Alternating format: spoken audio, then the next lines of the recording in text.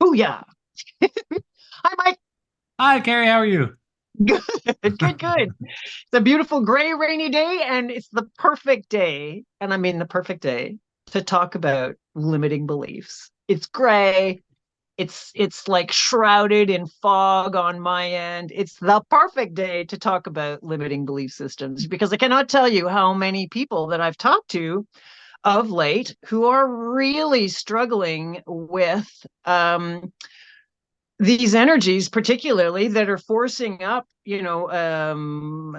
sort of in a more authentic self, which is, we've got these beautiful authentic selves in here that have been barricaded by all of these limiting and restrictive belief systems that come from outside of ourselves. And I know a lot of people are struggling with how to move past those so that they can actually access some new information that is not coming from old programming and unconscious belief systems and so forth.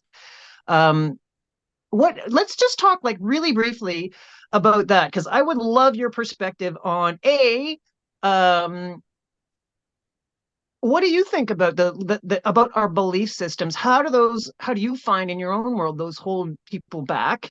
And how do we easily, almost effortlessly begin to at least start to peel the onion back on who we actually are, and maybe touch on some concepts that could we could sort of maybe flush out a little further in other discussions about how we can help people to really start to dissolve all of that false identity.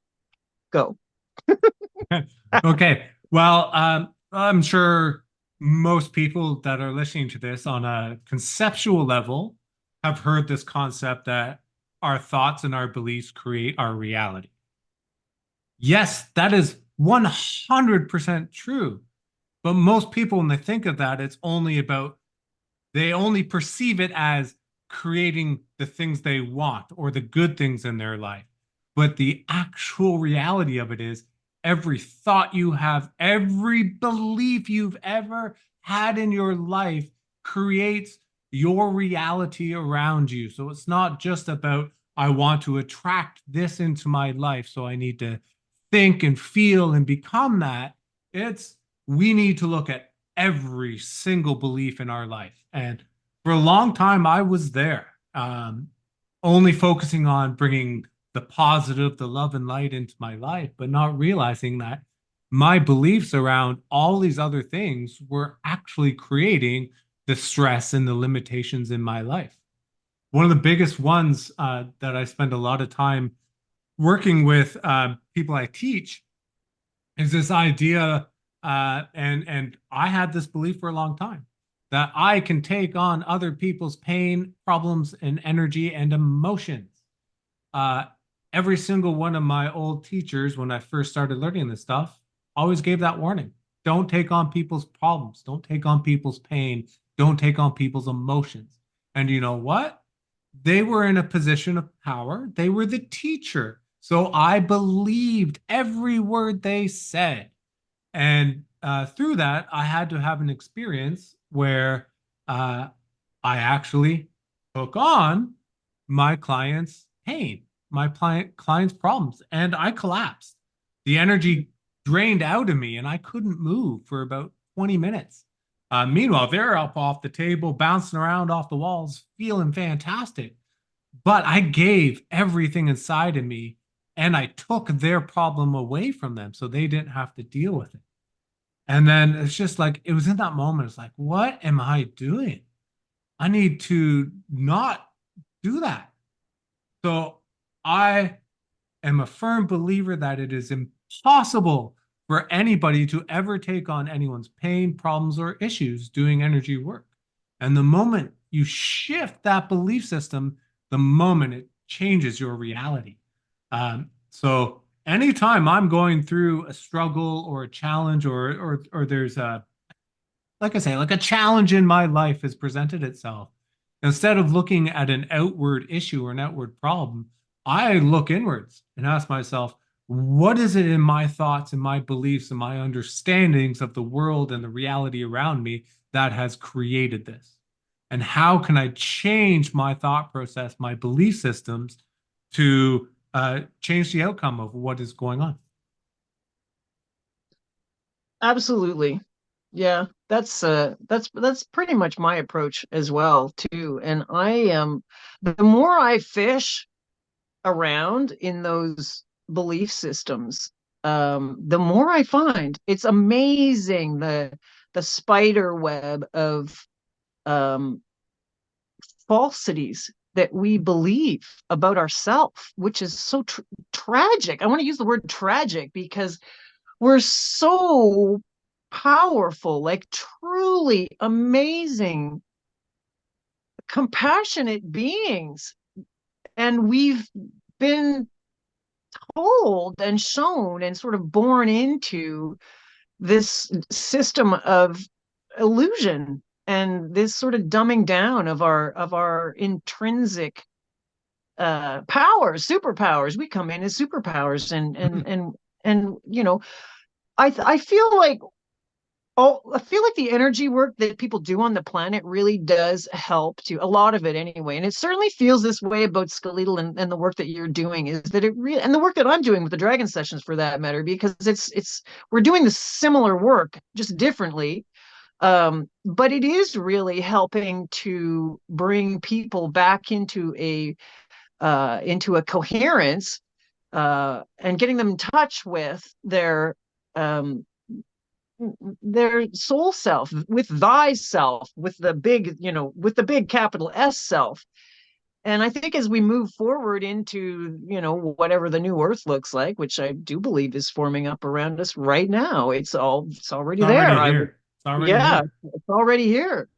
And the only thing that keeps us from moving into those higher dimensions and realities and lighter realities is what we believe.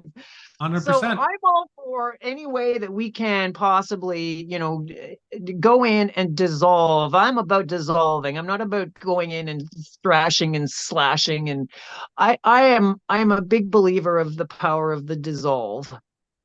And I feel like that's what the skeletal is really offering, is an ability to really accelerate uh, a dissolve Mhm. in that way. Would that be accurate? That's a perfect way to look at it, Yeah. because it's our belief systems and our traumas and unprocessed traumas are our belief system.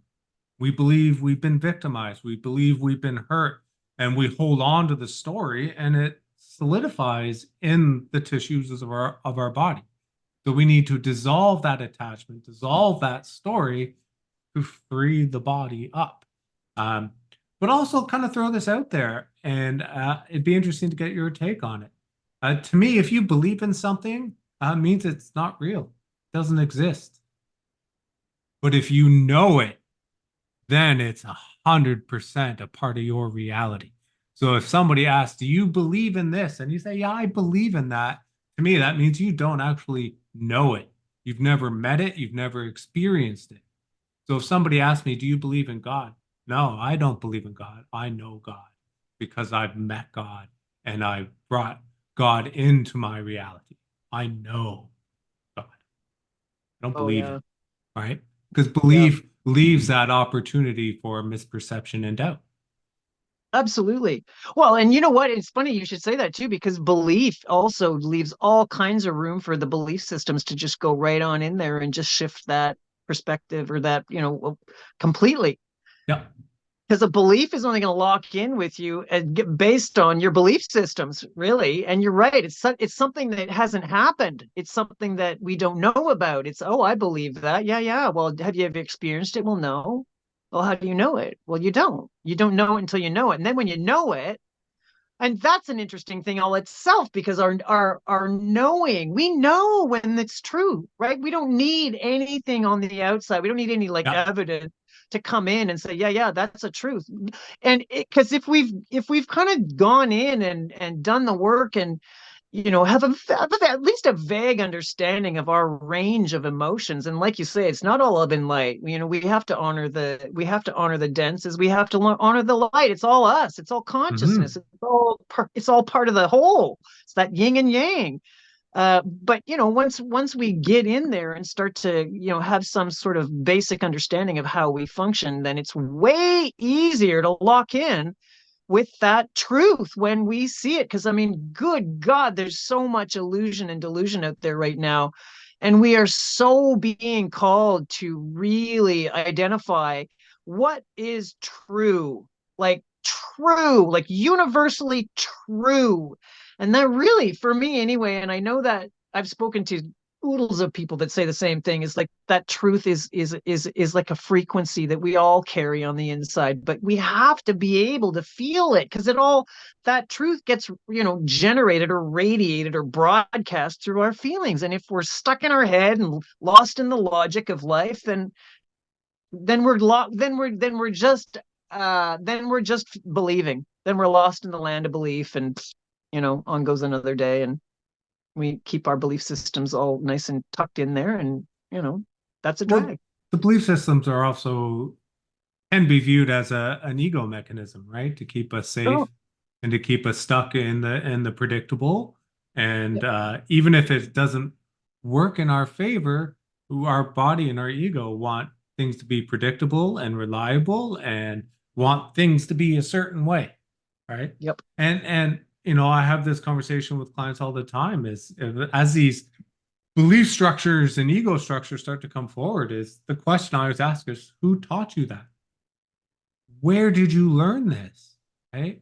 If it's a feeling of I'm not good enough, I'll never achieve anything. Well, who taught you that? Because somebody told you you're not good enough. You're not putting in enough effort. You'll never be anything. And you believed it. So you've then created this whole pattern through your life that fulfills that belief that someone instilled into you. Yep. It's so sad. When you say it like that, I just like my heart, I feel like massive amounts of compassion for all of us, because we really are like babes in the woods when it comes down to, knowing who we really are. Because man, oh man, have we ever been bamboozled, like so thoroughly, exquisitely, perfectly manipulated away from that, all necessary. That's not a judgment. It's just a reality, all necessary for us to be able to fit into this sort of false reality that we're living in. But now is the time this reality is dissolving. And so we're just needing to learn a new language and needing to learn a new understanding of how we function and how we operate as emotional, spiritual beings, not as just human beings. So, so exciting. And a big eagle just flew over my head. I think that speaks of our time might be up, Mike. We're trying to keep these little conversations short. Well, Unless you have something else to say. yeah, To put you on. one more thing for people to kind of ponder here. Yeah.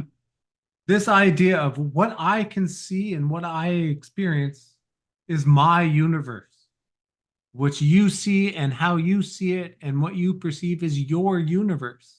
We have a shared understanding of the space around us. So if we met in Halifax, everyone who goes to Halifax agrees this is what Halifax looks like. But I'm seeing it through my belief systems, my filters, and my universe. So when we connect and we interact with people, it's my universe and your universe coming together and having a shared experience, which is why my reactions and my interpretations of the exact same event are very different. Because in my universe, I don't hold on to your thoughts, your belief systems, your perceptions, just like you don't hold on to mine. Which and when we begin to understand that everybody has their own universe, their own perception of these things, we can begin to find a little bit of empathy and a little bit of compassion for people, and again, also learn to not take so much offense for Yeah. somebody who has a different point of view. Truly. Yeah, really, truly. And I mean, if we can really learn how to do that, then we can learn so much more about the world, about each other, about ourselves. Just um, the possibility for accelerated growth Yeah. is vast. And God bless the ego. I just want to make that mention before we go. I want to say that the ego has just been so maligned and so misunderstood. Yep. The idea of killing an ego has always been deeply offensive to me, only because the ego, God bless the ego, it really is just trying to keep us safe given the limited amount of information that it's operating on. And that's its whole agenda, is to keep us safe. So why, instead of obliterating it or trying to obliterate it, which I think is completely insane, what if we just gave it another job? I think it's virtually impossible to kill the ego. I Me have too. had the experience of ego death, which is why I Mm-hmm. say I know God because I've Mm-hmm. had those experiences. But the ego is a part of me, and I love my ego, and it keeps me safe. And I don't, even though I've had those experiences, I don't try to change my ego No, in unhealthy ways. It's a no. part of me, it's a part of who I am, keeps me safe and keeps me moving on the right direction. Yes, there are ways that I can improve and reprogram the ego. And that's important. But the idea that you can have this ego death and your everything is going to be different because you no longer have ego, to me, that is pure It's vanity. an it is, and it's an impossible dream, Correct. and it feels like a tail chase for me. And like, if we just gave the ego, if we locked it in with the consciousness of the heart, which is what I do, I'm always asking that egoic self to just, can you move all that information through my heart so that when it comes out balanced, and it comes out with, with a sense of authority, and with a sense of certainty and security, but it's not it's, I don't even know how to articulate that. It's mixed in with my heart, so it's not running rogue and making crazy decisions based on fear and and barricading myself from anything. It's really it's there to help prop up my love, and give my love legs, and that's kind of how I see the ego, really. Yes. So anyway, I don't know where that came from, but I thought it felt kind of important to kind of just touch on that, because I just, the whole idea of ego death is crazy to me. Yes. I agree. Yeah. Anyway, we'll do more of these because they're fun, and you're just fun to go, and you'll just go anywhere. So I so look forward to having you here, my friend. So I'll just do a little real quick recap. You will be here in our beautiful province of Nova Scotia, in the lovely farmland of Shubenacadie, on May 25 and 26. You're going to be here for 2 full days. You're going to be doing a skeletal realignment week workshop, and tickets are on sale. Reservations, you can reserve a ticket through your website, which is Energy Healing, and that's ENERQI healing.ca, Correct. or through mine, which is activationsessions.com, and all the details and ways to reserve are all there. And I I cannot tell you how excited I am to have you here all to myself. I look forward to it as well. Anything else, Mike, you want to say as a wrap up? No, I'm good. I'm good. I look forward to coming to Nova Scotia and meeting a whole bunch of new people and sharing some love and spreading some good teachings. Right on. Well, we shall see you here in a few short weeks. 2 short weeks. Bye. Talk to you soon.